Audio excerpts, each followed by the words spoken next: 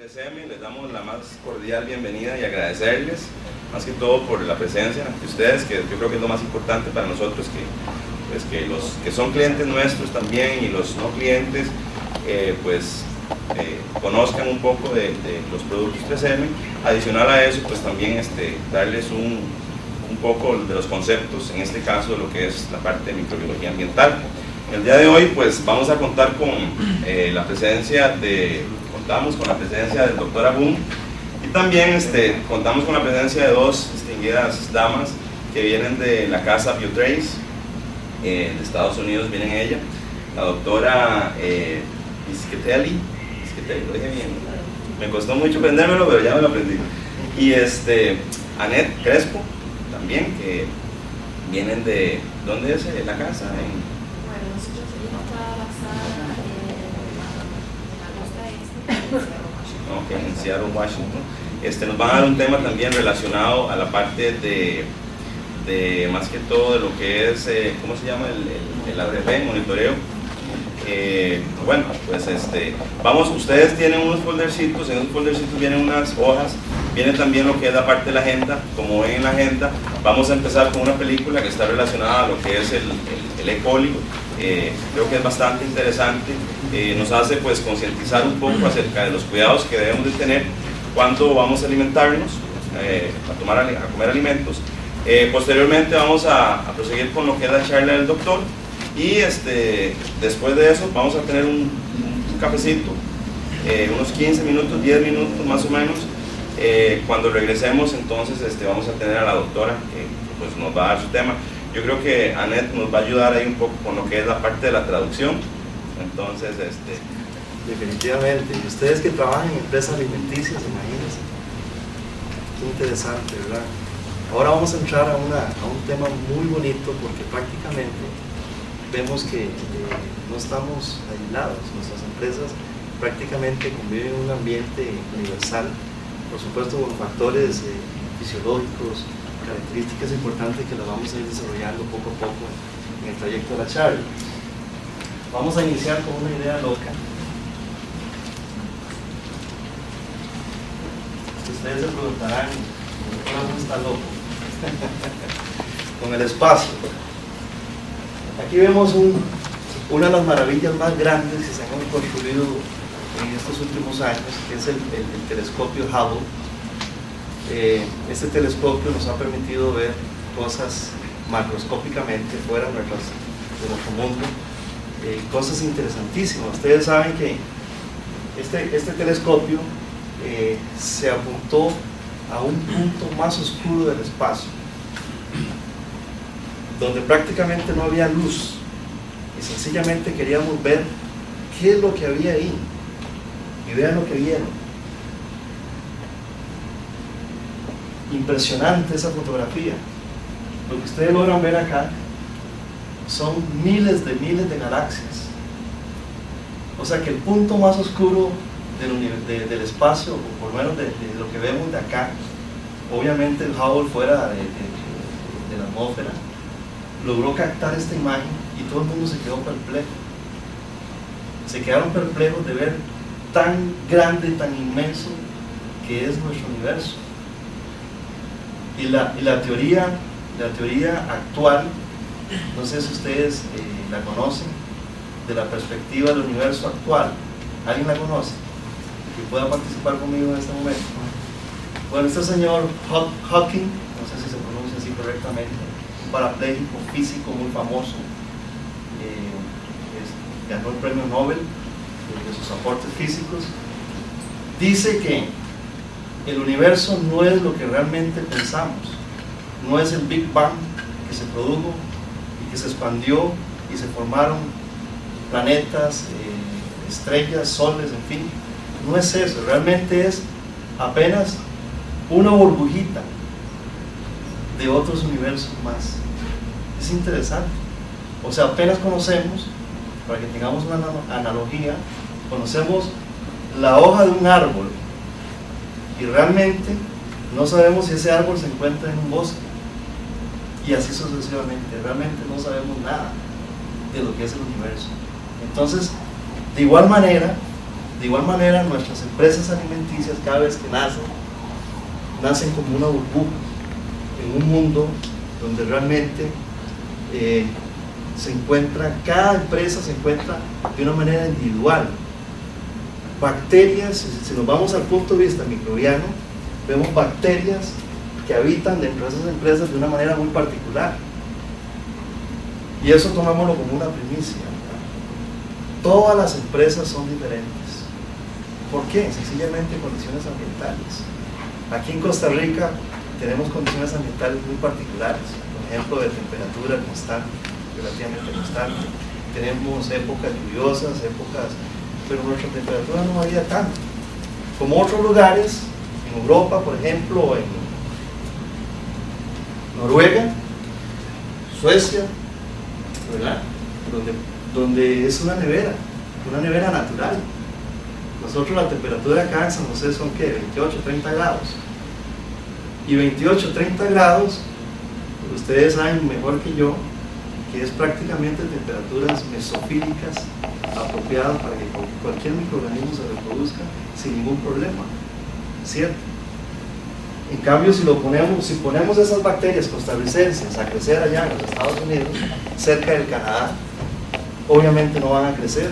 ¿Por qué? Porque la temperatura sabemos que inhibe el crecimiento, ¿verdad? O por lo menos desacelera el crecimiento de una manera significativa. De igual manera, nos vamos a los Estados Unidos, a los parques de Yellowstone, por ejemplo. Ahí vemos bacterias que sobreviven a temperaturas demasiadamente altas. Le llamamos extremófilos. ¿Y por qué extremófilos? Bueno, porque realmente condiciones extremas, ¿verdad? Como los deportes extremos. Claro, estas bacterias realmente sí son verdaderos extremófilos, porque usted sabe que es aguantar temperaturas cercanas a los 1000 grados, ¿verdad? Es interesante. Y hay bacterias que en el fondo del mar, donde no llega el oxígeno, ni siquiera la luz, únicamente utilizan la energía del calor que emana del fondo del mar, de volcanes subterráneos. Y estamos hablando de profundidades de kilómetros de kilómetros. Increíble. Y hay vida. También se han hecho exploraciones en minas que han perforado y sacan bacterias, que le llamamos arqueobacterias. Arqueobacterias porque son bacterias arqueológicamente, o por lo menos tienen un término cercano a la arqueología, que son las iniciadoras de la vida. Y hay una teoría también con respecto al origen de la vida. Las bacterias nos llevan miles de años en evolución. Nosotros apenas tenemos ¿cuántos años de existencia? Alguien que sepa algo de la evolución humana, como 6 millones de años, más o menos 6.000 millones de años aproximadamente. No me crean ese valor, pero por ahí anda. Y las bacterias nos superan en millones de millones de años. Es interesante. En estos momentos, la microbiología apenas ha tenido una relación con bacterias que en cierto momento han causado una patología. Y hemos descubierto si acaso un 30% de algunas bacterias. El resto no lo conocemos. De ahí la analogía universal. De ahí la analogía cosmopolita, si podemos llamarlo así, de las bacterias. Es interesante.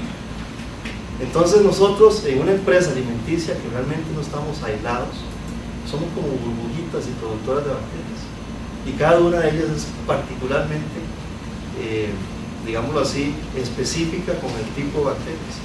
¿Por qué? Porque se dan condiciones de saneamiento, se dan condiciones de inhibición con la limpiezas extremas, químicos, en fin, alimentos diferentes que se crean, muy distintos a lo que se crean en los Estados Unidos o en el resto del mundo. Entonces nos hacen muy particular. Es interesante. Entonces, aquí que quede muy claro, cada empresa tiene sus propias bacterias. Debemos de cuidarlas y eventualmente debemos de atacar algunas bacterias que se pueden, que nos amenazan constantemente. El término de emergencia ya lo hemos discutido en algún momento en las charlas anteriores. ¿Por qué emergen las bacterias? No es que nacieron esas bacterias, simplemente emergieron por una condición fisiológica. Cuando se crearon las refrigeradoras, si recuerdan, cuando hablamos de eso, cuando se crearon las refrigeradoras más bien acondicionamos ciertos tipos de microorganismos. Pensábamos que la solución era refrigerar, ¿verdad? Y con eso parábamos la reproducción microbiana. Pero ¿qué pasó? Nuestros embutidos, nuestras lechugas también se deterioraron, ¿verdad? Por una cuestión meramente microbiana, por supuesto que también oxidativa, ¿verdad? Y propiamente enzimática per se del mismo alimento. Sin embargo, las bacterias ciclofílicas, lo que les gusta el frío, se lograron reproducir favorablemente. Entonces, volviendo al tema de Costa Rica, nosotros, Costa Rica está en el Ecuador y somos un país tropical y vamos a tener condiciones muy diferentes, tanto en altitud, y la altitud tiene que ver con temperatura, entre más alto más frío, entre más bajo más caliente.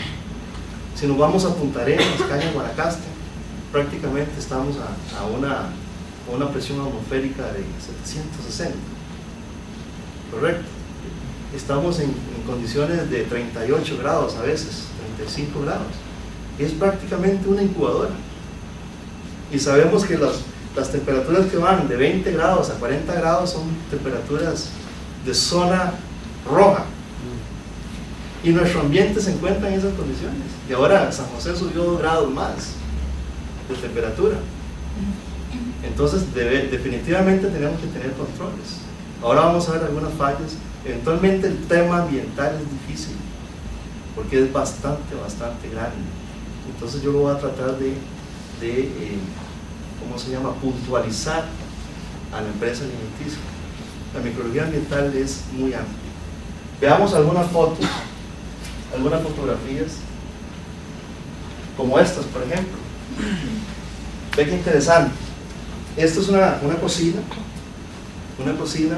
donde vemos una tabla de picar, un cuchillo convencional, y ¿qué vemos ahí? Carne de pollo, ¿correcto? O muslos de pollo. ¿Y qué vemos en esta otra fotografía? A través de una lámpara ultravioleta, es un dispositivo que nos permite ver suciedad y contaminación. Vemos aquí el color fluorescente, ¿verdad?, de la lámpara ultravioleta. ¿Se puede imaginar qué tan sucio está esa tabla? Solamente por usar carne. Y muchas veces en nuestras casas, ¿qué hacemos? Nada más pasamos una esponja con jabón y listo, y la guardamos. Ahora vamos a ver que la humedad es un factor importantísimo, y nuestro país es un país húmedo, aparte del agua que utilizamos para el proceso alimenticio. Estas dos fotografías nos muestran, ¿se logra ver bien? O apagamos un poquito la luz. ¿Sí se logra ver bien? ¿Qué prefieren? Estas dos fotografías es exactamente lo mismo, ¿verdad? Antes, una cocina convencional, vemos un grifo, una pila, ¿verdad? Vemos unos platos. ¿Y qué florece ahí, en esa cocina? La tabla. ¿Y qué más florece? El sución. No es el limpión, ni siquiera el limpión, es el sución. Qué interesante, ¿verdad? Vemos estructuras que utilizamos convencionalmente en una cocina y vean cómo florecen. Vean el grado de contaminación, inclusive los platos, ¿verdad? Muy bien. Esto solamente, vamos a ver varias fotos consecutivas. Esta es una gráfica que nos demuestra algunos procedimientos que hacemos normalmente en nuestras cocinas o en las industrias alimenticias. Las manzanas sin lavar o sin restregar, prácticamente no tenemos ninguna inhibición microbiana. Eventualmente, si hacemos un frote sin enjuague, un frote con enjuague sin secar, y eventualmente si frotamos, ¿verdad?, hay fricción, hay enjuague y hay secado, vamos a tener un resultado mucho mejor. Y muchas veces dejamos nuestras frutas a temperatura ambiente y con un poco de agua. Nadie la seca. Menos, apenas agarramos y mojamos y nos la comemos de una vez. Y eso ocurre en el campo, a diario. Interesante, entonces vean que el efecto, esta gráfica nos muestra que el efecto o los procedimientos que se hacen son efectivos realmente. Muy bien. Esta otra fotografía o esta diapositiva nos muestra algunas instrumentaciones que utilizamos en las industrias alimenticias que nos permiten realmente facilitar el crecimiento de microorganismos, generar nichos. Ahora vamos a hablar de nichos, vamos a hablar de biofil inclusive. Vamos a ver en muchos ejemplos de biofil, que es una amenaza a las empresas alimenticias de nuestro país. Esto que llamamos nosotros el punto muerto, ¿verdad? La zona muerta. Esto es un sistema CIP, ¿verdad? Donde introducimos, ¿qué? Sodas cáusticas, ácidos, temperatura, aguas calientes, aguas frías, en fin, una serie de situaciones donde la estructura en sí de la tubería no permite que llegue. Imagínense acá qué pasa encima de ese medidor. Obviamente este otro sistema es más eficiente, ahí sí llega el líquido, pero muchas empresas tienen este sistema actualmente. O sea, tenemos equipos viejos o mal diseñados, sencillamente. Veamos otro ejemplo. Vemos ese otro ejemplo donde los microorganismos se están acumulando en estos lugares. El líquido de limpieza es el color verde, no llega realmente al objetivo. Y eso ocurre, eso es muy frecuente. ¿Sí o no? Por allá se ríe Alex. Es correcto, eso constantemente ocurre. Pensamos que los sistemas de desinfección son absolutamente eficientes y a veces por la infraestructura del equipo que tenemos no es o no nos permite que se ejecuten con eficiencia ese tipo de procedimientos. Muy bien. Ok, esto que ven acá es uno de los inventos más maravillosos que se han construido después del Hubble. Más bien, mucho antes del Hubble ya teníamos un microscopio electrónico. Y gracias al microscopio electrónico hemos podido tomar fotografías bellísimas, impresionantes, de bacterias en las superficies. No solo en superficies, eventualmente en la investigación se logró avanzar gracias a estos instrumentos, porque los microscopios visibles o ópticos no nos permiten ver más allá que el simple bacterias teñidas con grano. Aquí sí vemos estructuras. Vean esa fotografía, ¿qué es eso? ¿Alguien sabe qué es eso? Sí. A ver, alguien que levante la mano. Es la punta de un alfiler. Es correcto. Esa es la punta de un alfiler. Y las estructuritas que vemos de color naranja son bacterias. Y muchas veces pensamos de que las bacterias, como no las vemos, pensamos que no existen. Imagínense qué montón de bacterias podrían estar en la punta de un alfiler. Para que ustedes tengan una idea del tamaño y la dimensión de los problemas. Si esto es la punta de un alfiler, ahora imagínense la superficie de una empresa. ¿Qué cantidad de área? Es una área enorme en comparación a la punta de un alfiler. Pero eso, esa cantidad de bacterias es aportada solamente por esa área. Inclusive hay gente que usa instrumentos sin esterilizar, ¿verdad? Que ahora es muy frecuente ver los piercing, así se llaman, ¿verdad? Que muchas veces no utilizan procedimientos de esterilización y simplemente los lavan al tubo y vean el riesgo tan elevado, ¿verdad? Interesante esta fotografía. Ok, esa es otra fotografía, y ya todo el mundo la ha visto, de la listeria en una superficie metálica que realmente no es tan lisa. Es una superficie que tiene ranuras. Y eventualmente, si usamos material abrasivo, con mucho más razón, vamos a tener ranuras incapaces de penetrar los agentes químicos. Esto es un biofilm, esta es una foto de un biofilm de la listeria presente en una superficie metálica. Allá vemos un biofilm en una cerámica de unas pseudomonas. Vean aquí las estructuritas, ¿verdad? De las pseudomonas en esa estructura. Eso es una biopelícula también. Qué interesante, ¿verdad? Obviamente gracias al microscopio electrónico. Vemos que también algunas bacterias tienen ciertas preferencias por ciertos lugares y que se acumulan en ciertos lugares, como en este caso. Tengo muchas fotos, bastantes fotos, vamos a ver. El biofilm, como les dije, es uno de los dolores de cabeza para los ¿cómo se llama?, los productores de químicos. Sabemos que ha sido en nuestros ambientes, ha sido un gran problema. Casi que todo lado es biofilm. ¿Y cómo se inicia un biofilm? Bueno, se inicia casualmente con un acúmulo de bacterias, y esto ocurre en segundos, ¿verdad? Posteriormente tenemos una adhesión de bacterias en la superficie. Las bacterias contienen estructuras fimbrias, pelos o pilis, ¿verdad?, que nos permiten adherirse a la superficie, y eventualmente vamos a ver un crecimiento, una división, que eso puede ser en horas y días, y eventualmente la formación del biofilm. ¿Y qué es el biofilm?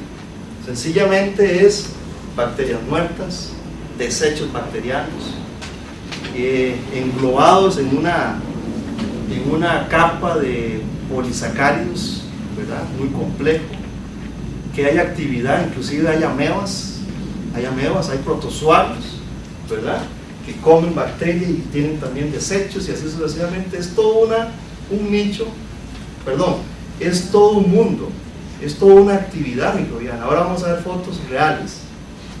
La próxima diapositiva nos explica un poquitico mejor esto que estamos hablando. Vemos el inicio de las bacterias, vemos las etapas donde ese biofilm se encierra en esa mucosidad, digámoslo así, y eventualmente la actividad microbiana, bacterias vivas, bacterias muertas, y ahí sigue el ciclo, y eventualmente vemos las fotografías del crecimiento bacterial. Ahora vamos a ver mejores fotos. Ok, antes de ver fotos, sabemos que las bacterias se reproducen de una manera n a la 2, ¿verdad? De una, salen 2, y de 2 salen 4, y esto nos tarda, si acaso, en promedio unos 30 minutos. Dependiendo del tipo de bacterias, eso va a variar, y dependiendo de las condiciones fisiológicas, de temperatura, en fin. Hablamos en condiciones normales. En condiciones mesófilas o mesofílicas, pues tenemos un promedio de 30 minutos, y una planta de proceso puede tardar 8 horas o 9 horas o 24 horas del día produciendo alimentos.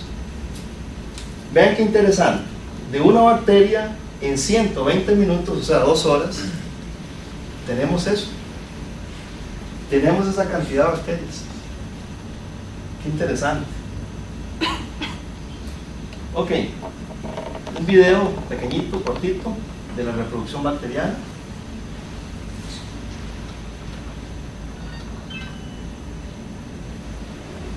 Vemos que de 2 bacterias pues se forma toda esa masa, ¿verdad? Los hongos atacando un pan.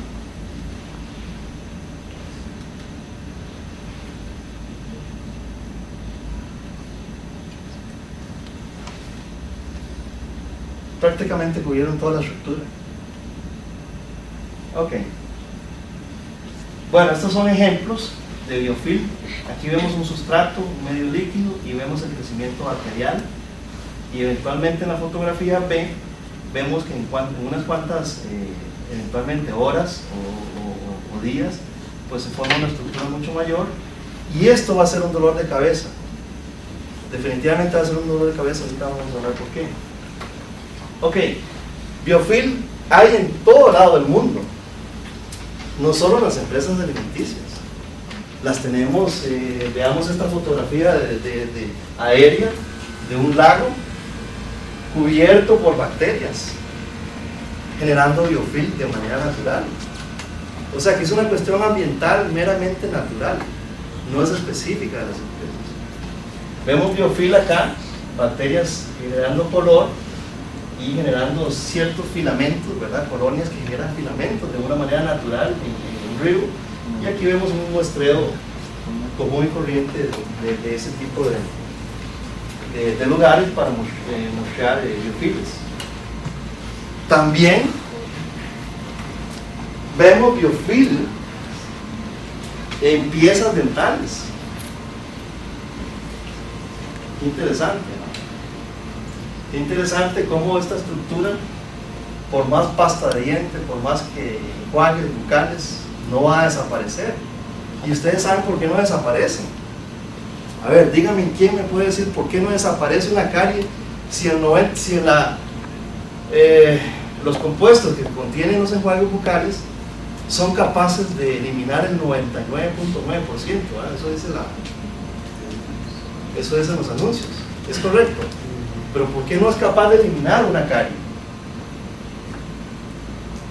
Es interesante, porque hay biofilm y el biofilm genera un efecto protectivo sobre las bacterias.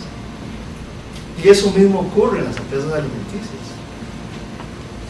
Las bacterias no se van a eliminar por más eficiente que sea el desinfectante, como lo dije inicialmente, ¿verdad? Tenemos que ejercer un efecto mecánico con cepillo, y los cepillos deben de mantenerse en condiciones adecuadas. Ok, vemos más fotografías de biofilm. Vemos piezas. Estas piezas, ¿qué se les parece? De las bandas, ¿verdad? Cuando desarman bandas, eventualmente se nos oscurecen casualmente por producción bacteriana. Vemos este filtro de agua con una mucosidad, con una estructura mucosa. Eventualmente vemos biofilm. Vemos aquí también bacterias creciendo en una placa dental, una estructura dental. Esto que vemos a aquel lado, al lado izquierdo, perdón, derecho acá, al izquierdo ustedes, es muy frecuente, ¿verdad? Ver estos ¿cómo le llamamos?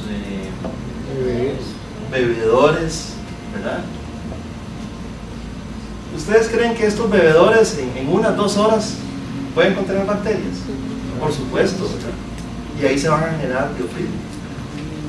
Y el dolor de cabeza de las empresas no solamente es eliminar las bacterias para que se genere un producto inocuo o seguro, sino que también existe un problema serio en el deterioro de la instrumentación. Y ese es otro dolor de cabeza. Entonces vemos estructuras que se deterioran, se oxidan casualmente por bacterias que se encuentran formando biofilm y que generan eventualmente una oxidación.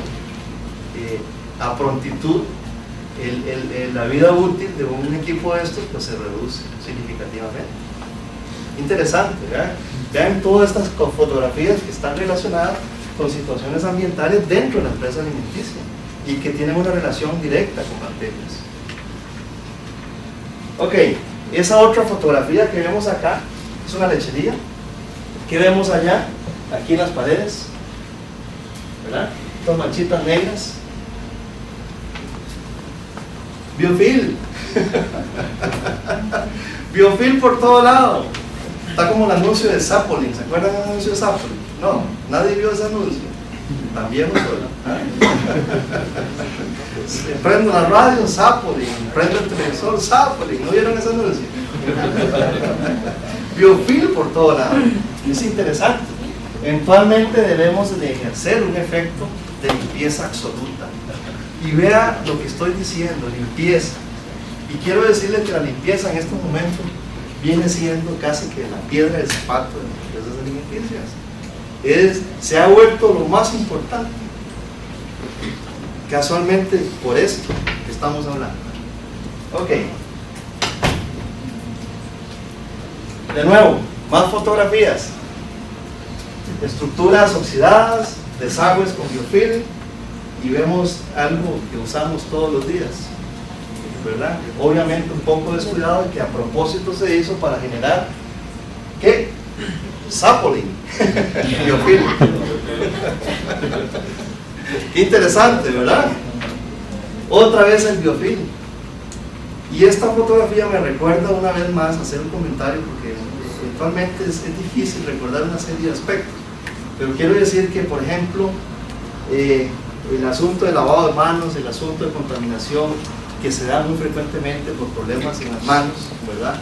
Cuando vamos al baño. Ustedes saben cuántas capas de papel son suficientes para evitar de que los líquidos que se encuentran en el material fecal no lleguen a nuestras manos. ¿Se imaginan? ¿Alguien sabe el número de vueltas que tenemos que hacer? A ver, ¿quién levanta la mano por ahí? Le regalo un lapicero ya. ¿Qué me dice? A ver, ¿cuántas vueltas tenemos que dar? ¿Ah? Me están mateando. Bueno, estudios relativamente recientes demuestran que 5 vueltas todavía, 5 vueltas y doble cable. Porque ahora hay doble cable. Todavía los líquidos penetran y son capaces de llegar a nuestras manos. Qué interesante, ¿verdad? ¿Qué gastadera de papel tenemos que hacer ahora, ¿verdad? Interesante. Entonces vean qué interesante estas cosas. Definitivamente con los instrumentos que tenemos ahora, que al final vamos a hablar también un poquito de esto. Obviamente Mariabel va a ser más extensa en cómo se llama, en la instrumentación que ampliamos actualmente para batallar con estas cosas. Más biofilm. Estos son sistemas de refrigeraciones, ¿verdad? Con ductos que pasan condiciones, qué increíble, ¿verdad? Esos son empresas alimenticias. Estas son fotos reales, yo no estoy inventando nada, sencillamente son fotos reales de empresas alimenticias. Vean este biofilm que se formó aquí en esta máquina y el ducto, y ese es el fenómeno que se da. Eventualmente vemos placas de Petri, ¿verdad? Los que conocen laboratorio, vemos las placas de Petri detrás adornando el biofilm. ¿Nuestro qué? Nuestro principal actor en esta charla de hoy, biofilm. Muy bien. De manera de resumen de lo que hemos hablado, ¿cuáles son los factores de crecimiento más importantes? Eventualmente dependen, por supuesto, que de los nutrientes, del pH, de la actividad de agua, disponibilidad de agua. Pero en un país como Costa Rica, donde ¿cuánto es la ¿cómo se llama? La humedad relativa. 90 y 70. Estamos en un humo de vapor de agua. Nosotros estamos prácticamente como peces en una atmósfera, ¿verdad? Llena de agua. Es interesante, 90, 100%. Estamos en un ambiente meramente favorable para que las bacterias se reproduzcan. Ustedes se imaginan los peces que están en el agua, ¿verdad? Nadando. Si se sacan de ese lugar, eventualmente se mueren. A nosotros nos pasa igual. Si nos sacan de la atmósfera, nos morimos. Tenemos que estar sumergidos en esta atmósfera. Y esta atmósfera está llena de vapor de agua.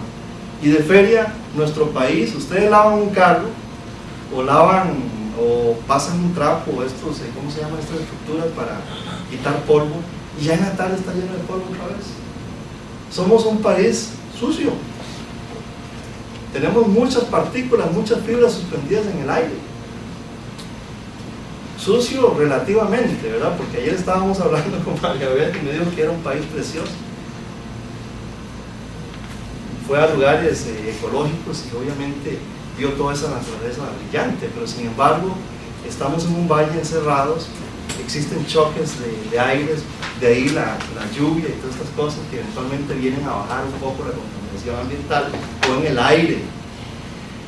Pero realmente San José se encuentra en una situación crítica y todos los días lo vemos en la nación, en los periódicos, en la pública, en fin, en las noticias, vemos que han incrementado el nivel de smog, los niveles de plomo, bajaron, pero también aumentaron.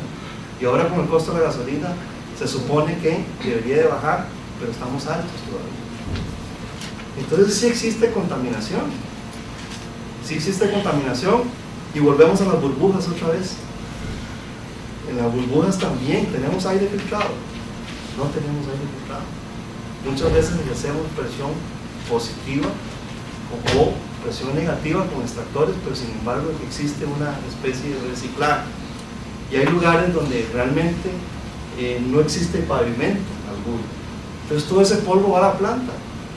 Y todo eso va a contribuir obviamente en el ambiente de esa planta. Y va a crear situaciones especiales para esa planta. Ok, entonces vemos que factores ambientales como la temperatura, la atmósfera, la humedad relativa son puntos importantísimos de contemplar. Sin embargo, ¿qué es lo que vemos como fuente de contaminación principal?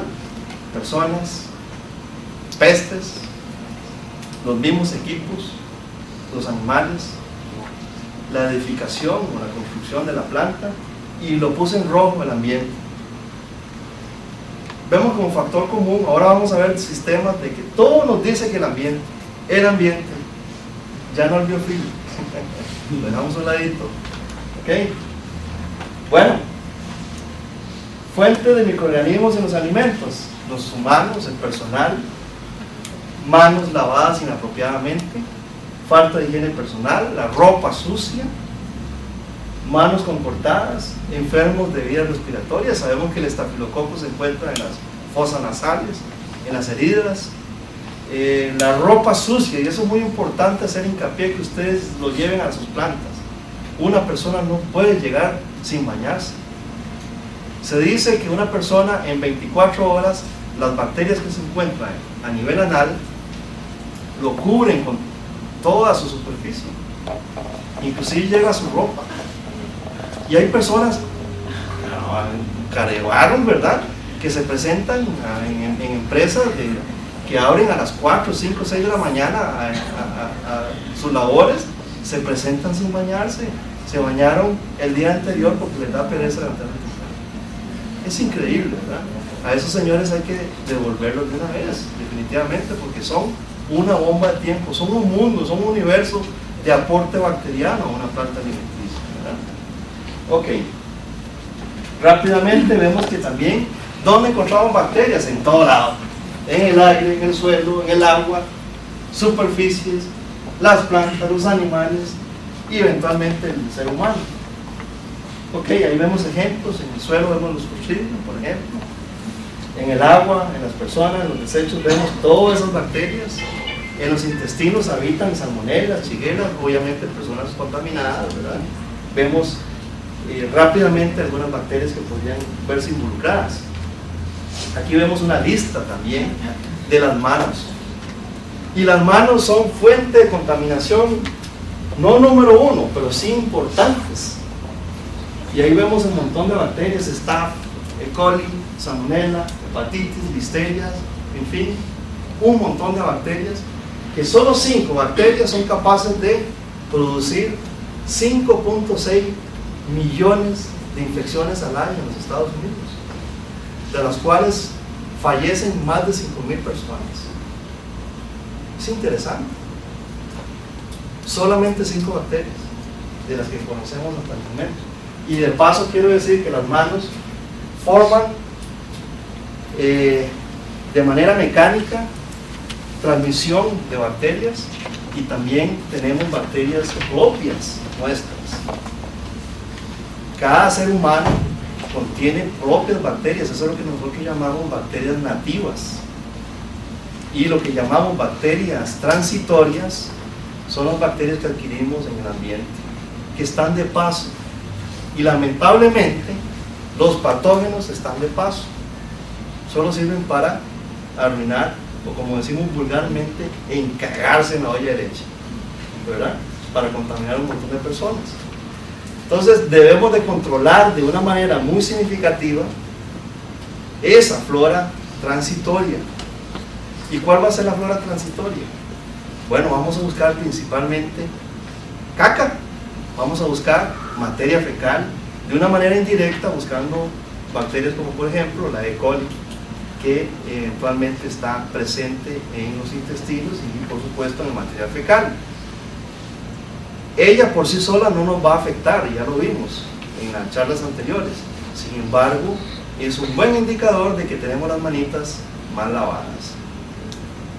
También podemos hacer un recuento total como para ver la carga, por lo menos transitoria, y también el aporte que podemos tener. Entonces podemos hacer un recuento total aeróbico. ¿Ok? Y con respecto a las metodologías, vamos a ver si nos da un chancecito de hablar un poco de eso más atrás. ¿Ok? Vean esa foto, qué interesante. Hablando del aire. Ahorita le dan ganas de estornudar por alguien por aquí. Esa foto nos impresiona realmente lo que es la capacidad de un estornudo. Y eso fisiológicamente es normal. Todos tenemos que estornudar, sencillamente para expulsar partículas que nos están produciendo, ¿qué? Una alergia, sencillamente es un cuerpo extraño que debemos realmente expulsar, y tenemos que hacer un gran esfuerzo, ¿verdad?, para expulsar esas partículas y no nos vayan a estorbar. Pero ¿qué sucede? Una persona enferma dentro de una planta alimenticia, o no necesariamente enferma. Recuérdense que los estafilococos habitan de una manera natural la fosa nasal. Entonces, ¿qué pasa? Se esparce todas esas partículas y van a formar una cortina de nebulización por todo un cuarto. Estudios que se han hecho de personas que han ingerido, o más bien se han enjuagado con bacterias que no producen enfermedad. Sencillamente se hizo un estudio para ver cuánto abarcaba, cuánto llegaban esas bacterias. ¿Y ustedes saben cuánto llegan? Pregunta número 2. Lapicero, pendiente. ¿Cuántos metros? Me están bateando otra vez. 10 metros. 10 metros a la redonda. O sea, una persona cuando estornuda tiene un alcance de 10 metros. O sea que en Chorcile y aquí en esta sala nos vamos todos, ¿verdad? En un bus también nos vamos todos. Es interesante. Por eso esa campaña de la Caja Costarricense del Seguro Social, ¿de qué? De taparnos, pero debemos de lavarnos las manos o hacer esto aquí. ¿Correcto? Por supuesto, usar bozal en el caso de las empresas alimenticias o cobertor. Magnífico. Muy bien. ¿Cómo estamos de tiempo? ¿Estamos bien? Perfecto. Ok, esto con respecto al aire, y seguimos hablando un poquitico más del aire. Vemos esta gráfica muy interesante en el sentido de los secadores de manos. Ustedes ven esta barra azul, esas son bacterias que vienen del intestino humano. Vemos la barra roja, son estafilococos, y la barra verde, que son bacterias en general. Si comparamos las toallas de papel, las toallas de algodón, los succiones que hemos hablado, y los secadores de manos, ¿quién aporta más? Este es un estudio inglés. ¿Quién aporta más bacterias? Cada vez que nosotros apretamos un botón de esos y ponemos las manos así, estamos aumentando 400%, 438 veces más de bacterias intestinales. O sea, nos estamos llenando de materia fecal. Qué interesante, ¿verdad? En lugar de secarnos las manos, más bien nos estamos aportando. Y esto se debe sencillamente a un efecto de incubación. Estos secadores de manos generan temperatura, y cuando se encuentran dentro del baño, las partículas que se nebulizan al bajar la cadena se van a cubrir obviamente todo ese cuarto y van a caer en esos desecadores. Entonces, recomendación: saquémoslos de ese lugar, saquémoslos. Ahora la gente los usa afuera, pero démosles también mantenimiento, porque las condiciones ambientales nos permiten la proliferación de bacterias en esos lugares, y este estudio lo demuestra. Muy bien. Doctor, entonces fuera del baño sí es recomendable. Sí lo podemos usar fuera de los baños, ¿verdad? De hecho, muchos lugares los tienen totalmente fuera y hay un cuarto especial para lavarnos las manos y secarnos fuera de los baños. El asunto es que ellos funcionan como incubadora, por lo tanto se contaminan con la materia que se encuentra en los baños. Pero si yo lo saco y lo aíslo, no debe haber problema.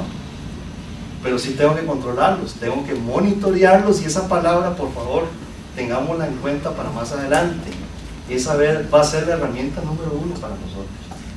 Porque definitivamente estamos en un ambiente incontrolado.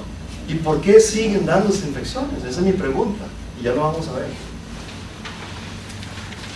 Ok, estas son líneas de contaminación. En todas las charlas se hablan de líneas de contaminación. Por ejemplo, el producto se ve contaminado por el agua, por los desechos, por las heces, por los insectos, por los humanos. Ahora vimos esa lista. Todo el mundo habla de lo mismo. ¿Cierto? Sí, dígame. Más bien lo voy a trazar. No se preocupe. Creo que también, aunque saquemos los secadores de mano, si usted sale del servicio y no se seca la mano y se va a ir a sacar afuera, se va a llevar contaminación y va a ir a contaminar el secador. Claro, claro, por supuesto que tenemos que hacer un prelavado, ¿verdad? Un prelavado eficiente, ¿verdad? Con respecto al lavado de manos, mi cuerpo está también complicado. Cuando el viento me pega a mí. Sí, aquí hay mucha tela que cortar, porque inclusive cuando les voy a poner de ejemplo, alguien me decía, un microbiólogo, colega mío, me decía, Roldan, ¿qué hacemos cuando vamos después de ir al servicio? ¿Qué es lo que hacemos? Lo primero que hacemos, ¿verdad? Levantarnos, ¿verdad? Y agarrar ¿qué? Bueno, en el caso de los varones, nuestros pantalones. ¿Y las manitas?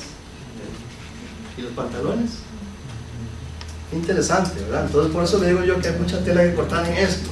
O sea, en otras palabras, nuestras fajas, nuestros pantalones, nadie las desinfecta y nos vamos tranquilamente a la planta alimenticia a trabajar y nos lavamos las manos. ¿Y qué pasó con toda esa materia fecal? ¿Ah? Interesante, ¿verdad? Entonces, de ahí la sugerencia de algunos que conocen de este tema de desinfección es de por lo menos tener un gel alcohol, ¿verdad? Y a la par, y posteriormente ejecutar la limpieza absoluta. Recuérdense que la limpieza es previo a la desinfección, y si no hacemos una verdadera limpieza, no tenemos una desinfección adecuada. De ahí la primera importancia de la limpieza que hablábamos inicialmente. La limpieza es el pilar de todo esto. ¿Ok? Bueno, esta igual manera voy a presentarle varias diapositivas de que todo tiene que ver con la higiene personal, con los desechos, los establecimientos de higiene, el agua, en fin, en la manera de transportar. Todas las rutas de contaminación hablan de lo mismo. Cuando hablamos de la charla de listeria, también presenté esta gráfica donde yo le puse personalmente listeriosis empresarial, porque las empresas, obviamente, que están relacionadas con carnes y con lácteos, tienen listeriosis, están infectadas de listeria. Y este país no nos deja a nosotros de mentir. Nosotros aislamos listeria todos los días. Es increíble. Vemos las listerias por acá y ellas penetran al ambiente, penetran a una planta. Si esta es la gráfica de una planta, hemos visto que las listerias están frecuentemente en las barras más oscuras. ¿Qué? El proceso. ¿Y qué es lo que hay en el proceso? Humanos, equipos, principalmente. Vean que esto fue un estudio grande que se hizo en España con biología molecular, ¿verdad? Donde se empleó material de ADN para detectar listeria. O sea, se usó alta tecnología. Y vemos que realmente las contaminaciones ocurren aquí, no es afuera casi. Sí hay listeria afuera. De hecho, la listeria es una bacteria meramente ambiental. Sin embargo, las principales infecciones que se dan es aquí, es dentro de nuestras propias casas, digámoslo así, para llamarle a la empresa casa. ¿Ok? Bueno, ahí le puse un signo de pregunta, el que ya me lo cuestionó hace un rato. ¿Estarán fallando los sistemas los programas de de aseguramiento de calidad. El signo de pregunta aquí grande. La gente se sigue muriendo, la gente se sigue infectando. La Organización Mundial de la Salud dice que el 70% de las diarreas son producidas por alimento. ¡Qué relajo! ¿Ah? Ni siquiera es por el agua. 70% de las diarreas, así lo dice la OMS, es por alimentos. Y hacemos todo un gran esfuerzo para hacer todo esto para evitar casualmente esas infecciones y esos malos síntomas, ¿verdad?, que nos producen diarrea. Sin embargo, ¿qué falla? Ya vamos a ver cuáles son las principales fallas. Y algo muy importante de esta fotografía es que las buenas prácticas de manufactura es el factor común de todos estos programas. Buenas prácticas de manufactura. Entonces veamos esta diapositiva que nos va a demostrar el top 10. Los 10 factores más importantes responsables de las fallas de los programas de buenas prácticas de manufactura. Número 1, deficiencia de entrenamiento de empleados. Gracias a Dios que están aquí, para que ustedes lleven estas cosas a los empleados suyos, de ustedes, que trabajan con ustedes. Contaminación de materias crudas,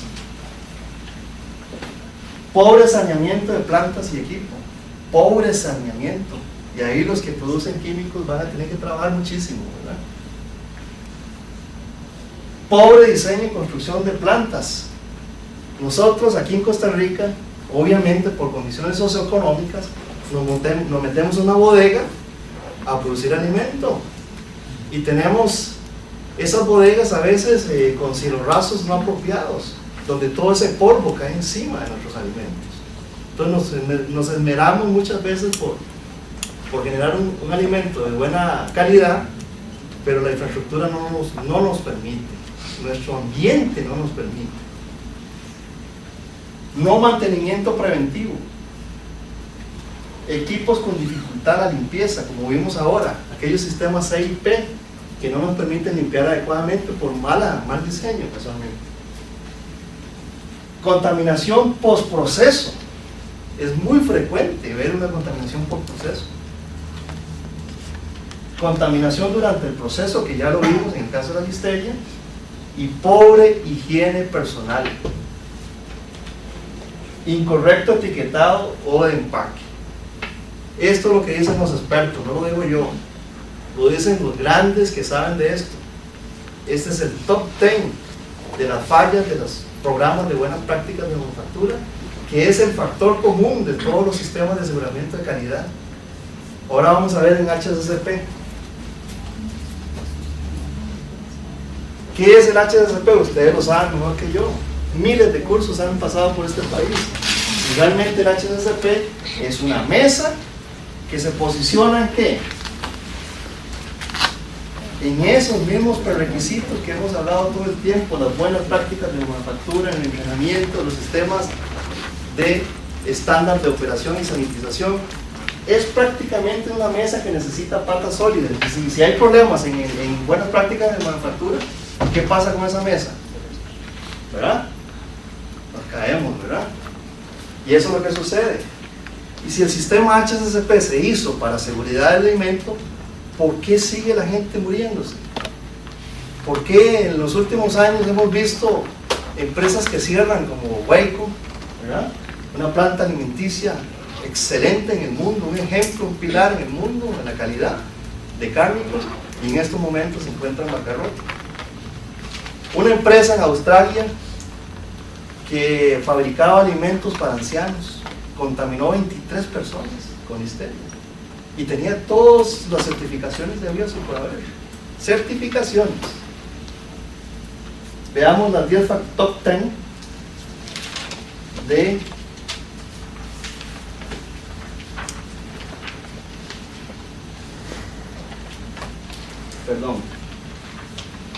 de los productores de enfermedad, responsables de causar enfermedad producida por los alimentos. Número 1, enfriamiento o refrigeración inapropiada.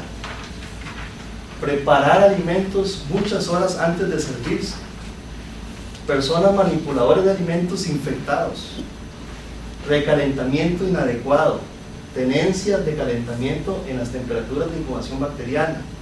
O sea, tenemos los alimentos en una temperatura donde se reproducen las bacterias. Ingredientes crudos o materias primas contaminadas. Alimentos de fuentes inseguras, limpieza inapropiada de equipos y utensilios, contaminación cruzada de crudos a los alimentos listos para consumir y cocción inadecuada. Y vean que siempre tiene que ver con limpieza. Siempre tiene que ver con limpieza. Cualquier top 10 tiene que ver con limpieza. Ahí vemos otra gráfica de riesgos que ocurren constantemente. ¿Y qué vemos acá? En esta flecha. ¿Qué dice ahí? Equipo contaminado. ¿Y qué vemos en aquella otra flecha? Pobre higiene. Y eso es real, amigos, señores. Esto que está aquí es real.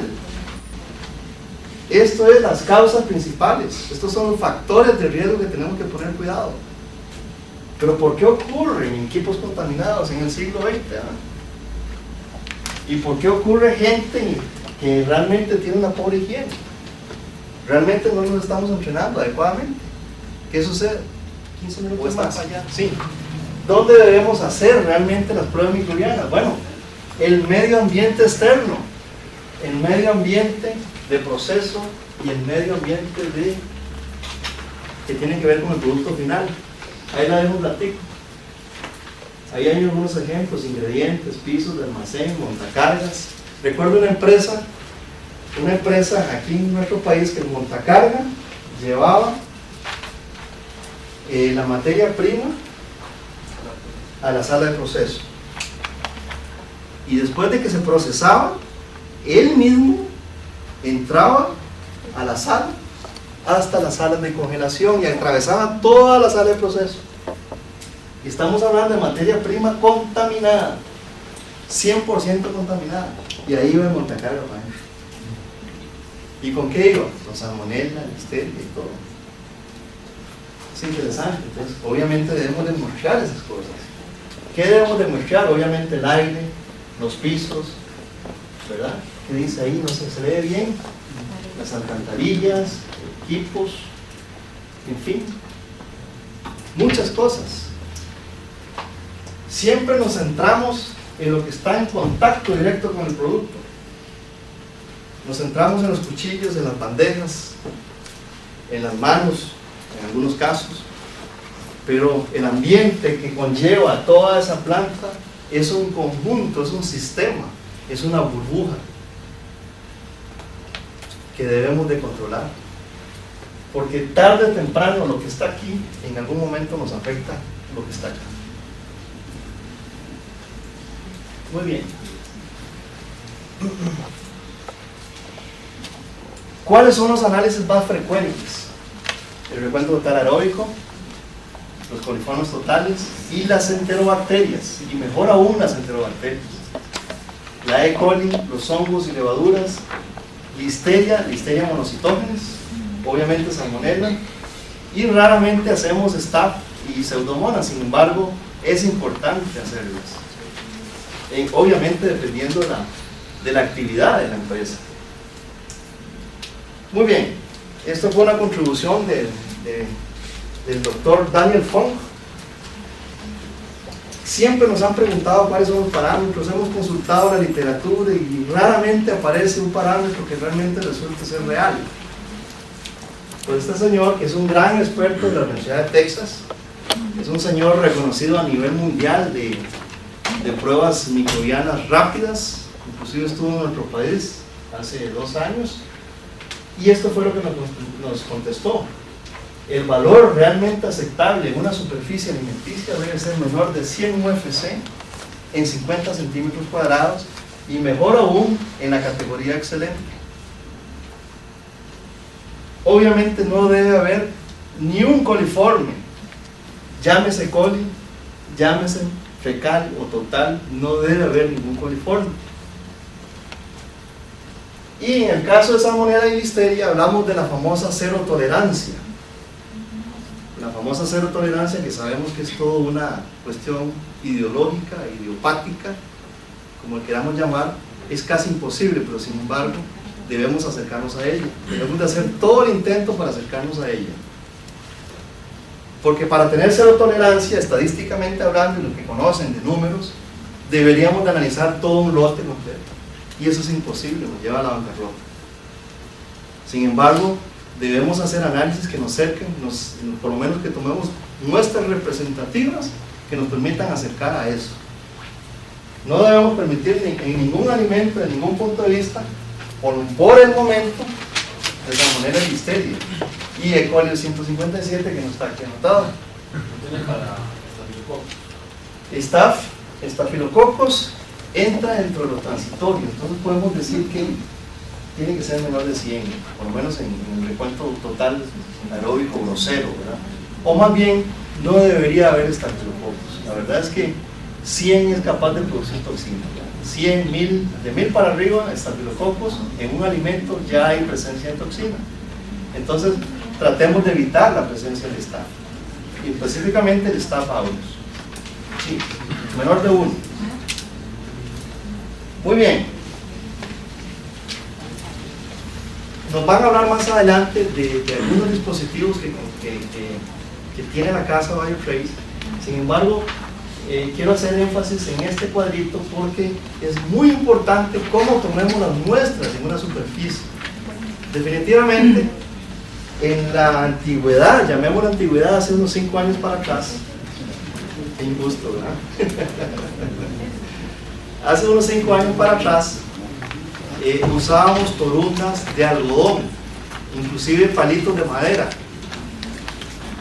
y inconscientemente los palitos de madera tienen sustancias que intoxican a las bacterias y no permiten que crezcan.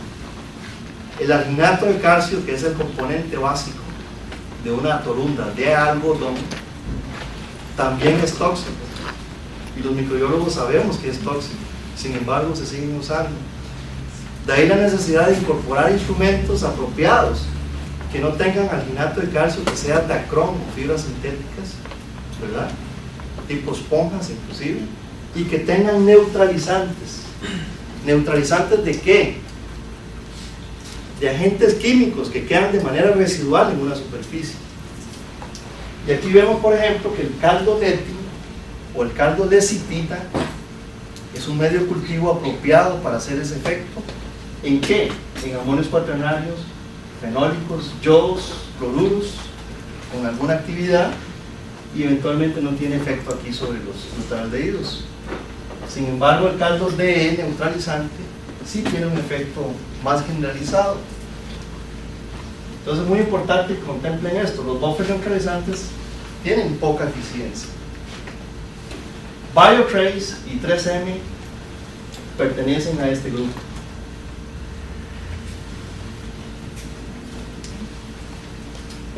Aquí hay unos ejemplos de dispositivos que podemos usar de manera de contacto directo, como los famosos paletas, ¿verdad?, impregnadas de agar, que se pueden utilizar directamente en una superficie de contacto, pero tienen un problema en cuanto a la vida útil, ¿verdad?, que son muy cortas, y eventualmente tienen un problema de superficie o de área, cogen un área muy pequeña. Entonces la recomendación nuestra es que usemos ya sean los Ready Swap o los Quick Swap, ¿verdad?, de 3M, o los famosos Ready Swap de BioTrace, porque podemos abarcar una superficie un poquito más grande, de una forma más homogénea, con capacidad de penetración en poros y eventualmente en superficies irregulares.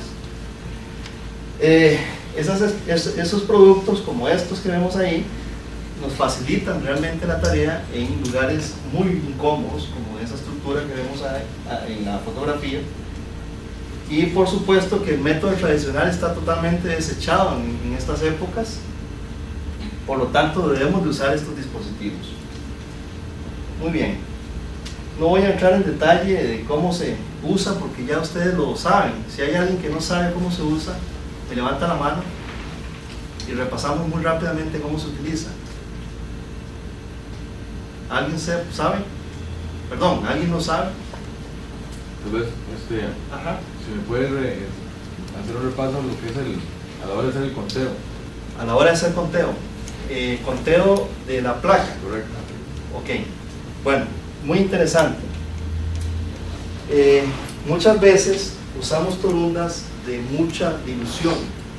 No es conveniente, es mejor usar torundas que tengan lo mínimo posible, por lo menos 1 mililitro.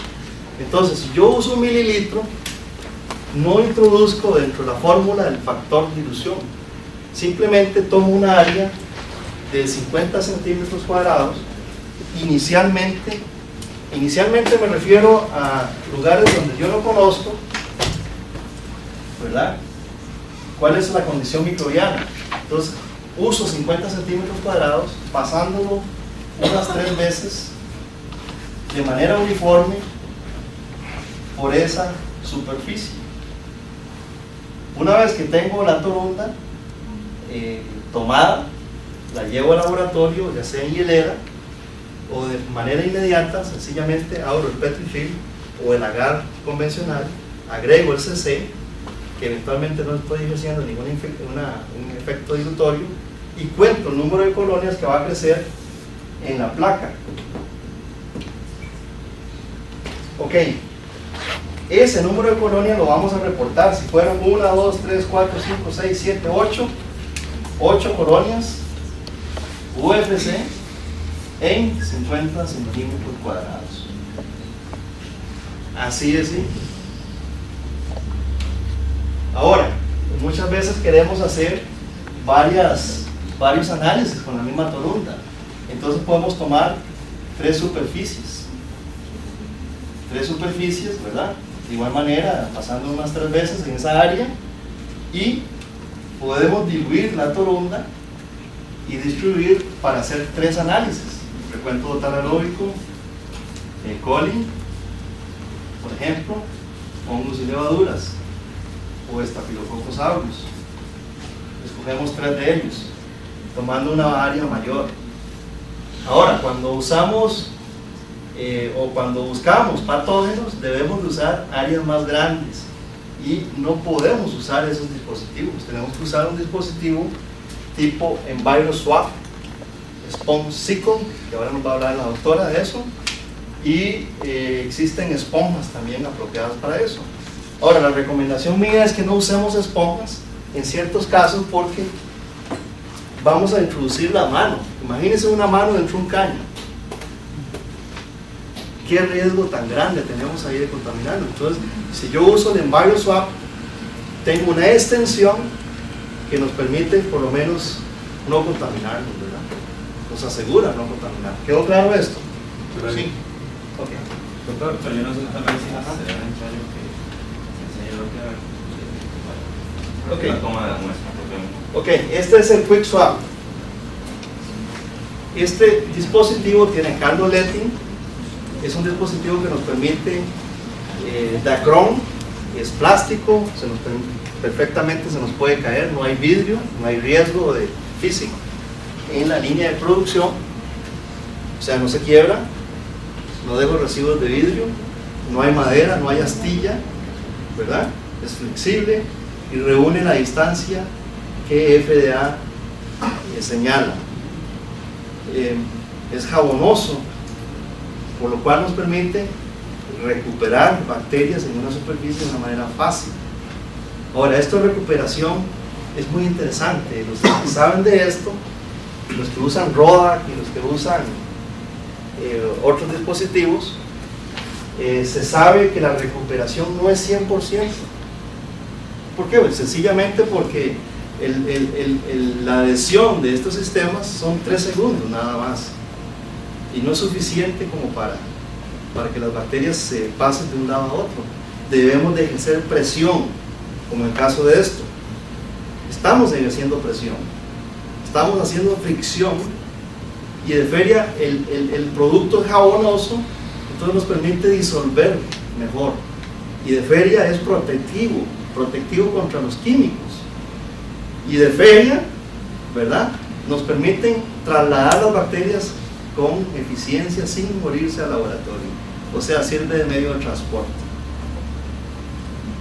Ok, este dispositivo nos permite tomar superficies secas y húmedas. Cuando la superficie se encuentra húmeda, no rompemos la polla superior, simplemente sacamos la torunda y la pasamos sobre la superficie húmeda.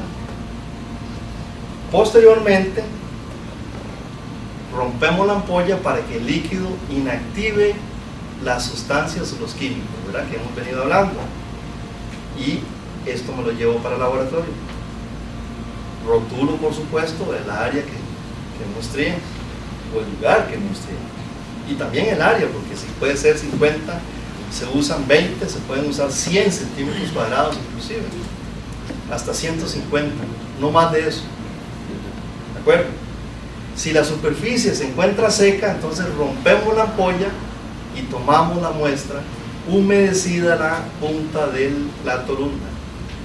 Entonces yo la paso humedecido. ¿Por qué? Porque necesitamos un ambiente húmedo para que se remuevan las bacterias. ¿De acuerdo? ¿Sí está claro? Una pregunta.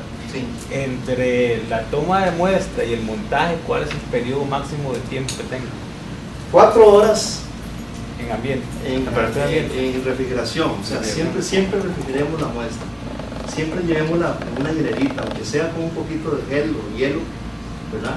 Y transportemos las muestras.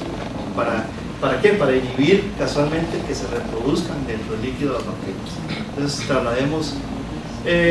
Hay estudios que hablan de 24 horas, o sea, yo perfectamente puedo llevar esas muestras en 24 horas si tengo una buena refrigeración. Pero estamos hablando en caso de conteo, si es cualitativo no tengo tanto problema. Si es cualitativo, definitivamente no hay ningún problema, porque más bien lo que queremos es que se reproduzca, generar un ambiente propicio de enriquecimiento de bacterias. Entonces ahí no nos interesa el 24 horas. Exactamente, las 24 horas. Sin embargo, la recomendación nuestra es que este dispositivo se use para cuantificar bacterias en una superficie, y que usemos los EnviroSwap o los SpongeSicle para determinar patógenos, o sea, de manera cualitativa, ¿hay o no hay? Este para cuantificar y el otro para recuperar patógenos. ¿Y por qué eso? Porque eventualmente esos dispositivos nos permiten muestrear áreas de mayor alcance. Esa es la situación. Esto es muy limitado en cuanto al área. Esa es la situación. ¿Ok? Bueno, yo creo que me voy a brincar esto, porque ya estoy con el tiempo. Sí, pregunta. Buenos días, doctor. Buenos días, ¿cómo estás? Bien, Qué bueno que viniste, Rey. gracias. Igualmente. Dime. Si no puedes cumplir con este tema de las 4 horas porque no llegas a tiempo, qué sé yo, ¿cuáles son las condiciones de temperatura que hay que manejar? Sí, igual, las de refrigeración, o sea, podemos extendernos hasta 24 horas. Lo ideal son las 4 horas. Sí, pues si no puedes... Esas son condiciones ideales, pero sin embargo, por razones de imposibilidad, 24 horas es permisible. ¿Okay? La otra Ahora, vamos a pregunta, tener una variabilidad ahí un poquito, esa es la otra pregunta. eso es, vamos a tener una ¿Cuánto te va a variabilidad afectar? de un 10-20%, a veces no es significativo. Simplemente, lo idóneo es las 4 horas, se puede hasta las 24 horas con una pequeña variabilidad. Gracias. ¿Alguna otra pregunta? ¿Alguna otra preguntita, por favor? Quedó todo bien claro, ¿verdad? Qué dicha. Ahí me brinqué unas cositas porque probablemente María nos va a hablar sobre otros dispositivos que nos permiten verificar la limpieza, ¿verdad? Como los dispositivos de ATP, los dispositivos detectores de proteínas, azúcares, etc. Muy bien, ahí están nuestros teléfonos, nuestros correos electrónicos.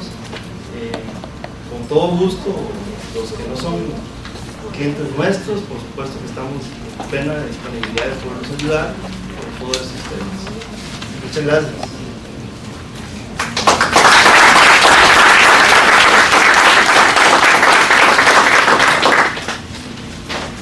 Pasamos al café y un refresco para comer.